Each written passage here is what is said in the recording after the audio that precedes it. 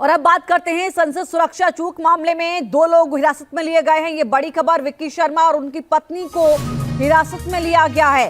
विक्की और उसकी पत्नी पुलिस हिरासत में है। गुरुग्राम से दोनों को हिरासत में लिया है पुलिस ने। दिल्ली पुलिस की स्पेशल सेल की कार्रवाई है ये। दोनों पर आरोपियों को शरण देने का आरोप है, यानी कि दोनों ने उन आरोपियों को शरण दी जो इस पूरे मामले में शामिल थे। विक्की और उनकी पत्नी की गिरफ्तारी। और एक और बड़ी खबर, संसद सुरक्षा चूक मामले में पूछताछ लगातार जारी है। Special CP law and order ने आरोपियों से पूछताछ की है। पार्लियामेंट स्ट्रीट थाने में यह पूछताछ हो रही है। देर रात थाने पहुंचकर आरोपियों से पूछताछ की गई। इस पूरे मामले में आरोपियों से लगातार पूछताछ की जा रही है। मंशा क्या थी, क्यों आखिर इस तरीके की घटना को अंजाम दिया, कितने लोग जुड़े हुए हैं, उनकी ट्रैवल हिस्ट्री भी खंगाली जा रही है। तो संसद की सुरक्षा में यह बड़ी चूक हो गई है। 2 लोग लोकसभा में घुस आए और लोकसभा की कार्रवाई के दौरान दर्शक दीर्घा में कूद गए। संसद में कैसे हुई यह घटना, सांसदों में कैसे अफरा तफरी मची, संसद के अंदर कैसे हुआ ये सब कुछ, पूरा घटनाक्रम सुनिए सांसदों की जुबानी।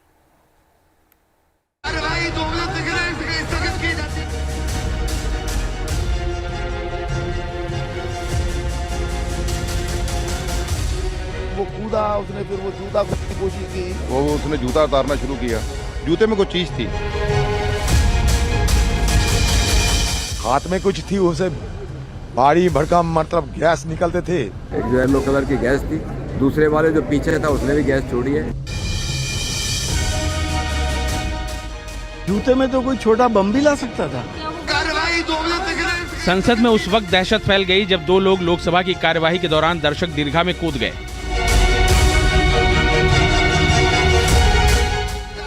लोकसभा के अंदर से आई ये तस्वीरें डराने वाली हैं, क्योंकि साफ दिख रहा है कि कूदते ही एक शख्स तेजी से सांसदों की टेबल पर चढ़कर स्पीकर की तरफ बढ़ने की कोशिश कर रहा है।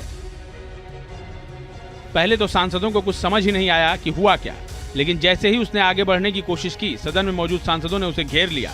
लेकिन तभी दूसरा शख्स भी दर्शक दीर्घा में कूद गया। वो कूदा, उसने फिर वो जूता खोलने की कोशिश की, उसमें तो कुछ निकाला। एक ने वो पिट करके वो धुआं निकल रहा था उसमें से।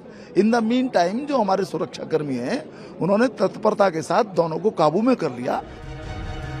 संसद में कूदे दोनों आरोपियों को सांसदों ने पकड़ने की कोशिश की तो उन्होंने अपने जूते से स्मोक स्टिक निकाल ली और उससे पीला धुआं निकलने लगा।